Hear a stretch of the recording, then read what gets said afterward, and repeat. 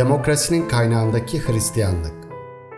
Hristiyanlığın demokratik değerlerimizin kaynağı veya kaynaklarından biri olup olmadığı sorusu üzerinde geniş çapta tartışılan bir konudur. Bu aidiyet tartışmaları bitmiyor, şüphesiz bir sonuca da ulaşmıyor. Bununla birlikte iki açıklama kendini benimsetiyor. İncil'in özellikle 2000 yıldır Avrupa düşünce sistemine yayılmış olmasının demokratik değerler sistemi gibi bir nüveye ufak ufak hayat veren unsurların algılanmasında ve anlaşılmasında değişiklikleri neden olmadığını savunmak en hafif tabirle tuhaf, daha doğru deyişle ise inanılmazdır.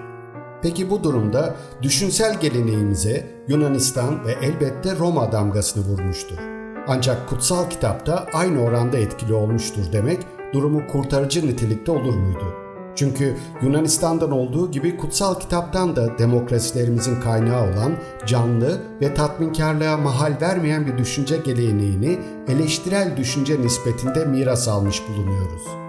Hristiyan geleneği gerçekliğe, adalete ve bilgeliğe bir adım daha yaklaşmak için yapmamız gerekenlere tarihsel yazgısının her anında karar vermiş ve vermeye devam edecek olan ve kendi geçerliliğini aralıksız olarak sorgulayan bir gelenektir. Geleneğin kendisi kendinden tam anlamıyla memnun değildir. Bu şekilde Hristiyan dünyası kendine karşı bitmeyen bir tatminsizlikle mayalanmıştır. Gerçekleştirdiklerini sürekli eleştirir haldedir.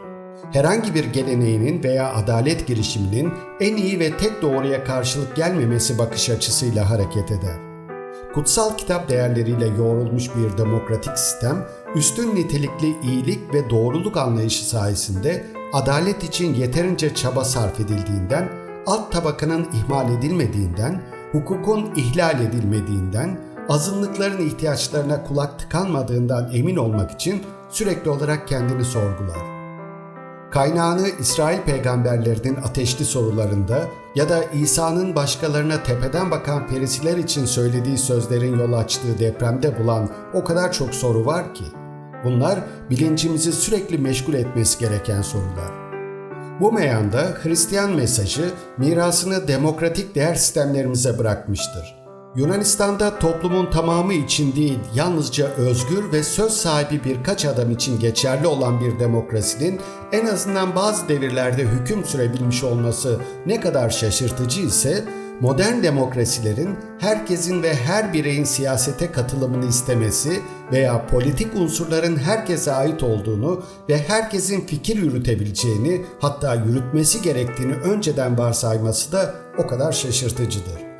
Bu hiçbir şekilde açıkça dile getirilmeyen ve yürür olarak kabul görmek için temellerini insani değerlere dair hatırı sayılır ölçüde dini ve kültürel pompalama üzerine kuran olağanüstü bir istektir. Burada insan hakları teorilerinde Hristiyan evrenselliğinin izlerini ayırt etmemek nasıl mümkün olabilir? Her insan değerli, her insan onurludur. Üstelik her insandan ziyade en fakir, en zayıf, toplumdan en itilmiş, hatta mantık söylemlerinin en çok sırt çevirdiği insan da değerli ve onurludur. Yol kenarına terk edilen dahil her insan onurludur, çünkü görünmez olan Tanrı'nın sureti İsa'nın kendisi de şehrin kapısına terk edilmiş ve orada çarmıha gerilmiştir. Hristiyan inançları ile demokratik değerler arasındaki önemli suç ortaklıkları. Hristiyan inançları ile demokratik değerler arasındaki önemli suç ortaklıklarının altını kırmızı kalemle biraz daha çizmek gerekirse, her demokrasi görevlerini tepeden bakarak ve görüşlerine kendine bağladığı zümreye dayatarak icra etmek yerine kendini hizmete ve hizmet ettiklerini dinlemeye adayan bir güç felsefesi öngörür. Yönetici olacaklar hizmet etmeyi, diğer bir deyişle kulaklarını halka açmayı öğrenmelidir. Burada İncil'in verdiği temel bilgiyi görmemek nasıl mümkün olabilir? İsa'nın başlangıçta yalnızca kendine inananlar için geçerli olan öğretilerini alıp hemen siyasi toplumun üzerine giydirmeyelim elbette. Ancak demokratik sistemin halkı kendine hizmet ettiren değil, halka hizmet eden bir güç modelini kurumsallaştırmaya çalıştığı açıkça ortadadır. Ayrıca Hristiyanlığın özgürlüğün özelliğine ne şekilde temel oluşturduğuna da bakmak gerekir.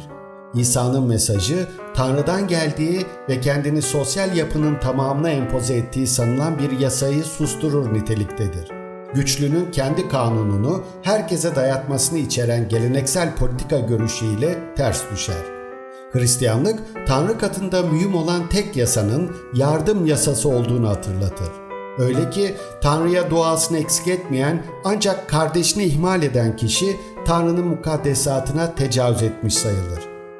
Tanrı krallığı ile kul krallıklarını birbirinden şiddetle ayıran İncil mesajı, insanlardan sorumlu olan ve onlara yalnızca yardım yasasını ve elbette öncelikle kendine ait yollarla ve kaynaklarla icra edilecek ve uygulanacak adalet yasasını empoze eden politik çevreyi tamamen özgür kılar. Hristiyanlığın demokrasiye sağlaması gereken ya da geçmişte sağladığı getiri burada aranmalıdır. Tanrı'nın Kayin'e sorduğu "Kardeşin nerede?" sorusunu hatırlayalım. Hristiyan inancı her birimizi hem insan hem de yurttaş olarak bu sorunun önünde bırakır ve her birimizi kendi sorumlu özgürlüğüne, başkaları ile istişareye ve soruyu yanıtlayabilmek için adalet ve hukuk arayışına gönderir. Şiddet uygulama, kendini üstün görme ve dayanışmayı unutma yollarına girmeyen demokratik toplumlarımız üzerinde düşünmeye davet eder. Doğruluk arayışının her türlü tartışma ve araştırmanın önüne geçen, daima ve her yerde geçerli olan mutlak bir doğruluk dayatmasından ve herkes için sabit hale getirilmiş ilkeler çıkarsamasından geçmediğini kabul eder.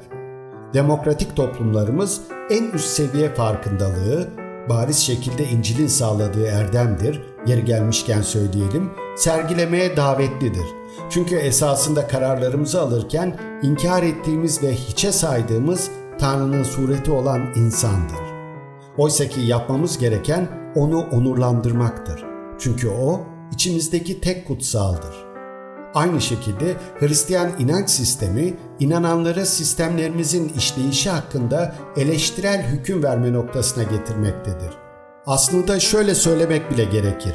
Hristiyan inancı yalnızca eleştiren vatandaşların değil ki bu kişiler kesinlikle göz ardı edilemez, sosyal hayatın her kademesinde inisiyatif kullanabilme ve sorumluluk alabilme yetisine sahip erkek ve kadınlardan oluşan sorumluluk bilincine sahip sosyal aktörlerin de formasyonunu önceden hazırlar. Kiliseler burada da hep olduğu gibi kendini hissettirmeden inananlara İncil doğrultusunda yaşamayı öğretir. Hristiyan mesajının gücü ve güzelliğine ikna eder. En geniş anlamda başkaları ya da insani dayanışma kavramlarının kapılarını açar, demokrasinin başarısı için çalışır.